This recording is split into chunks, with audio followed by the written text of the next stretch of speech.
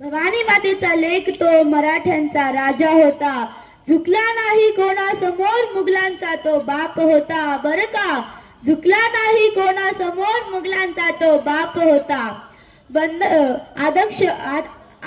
आदक्ष महाशय, वंदनीय गुरुजन वर्ग व येथे उपस्थित माझ्या मित्रमैत्रिणींनो, सर्वांना माझा नमस्कार। आज 19 फेब्रुवारी छत्रपती शिवाजी महाराजांची जयंती। ही जयंती आपण शिवजयंती म्हणून उत्साहाने साजरी करतो। तुम्हा सर्वांना शिवजयंतीच्या खूप खूप शुभेच्छा।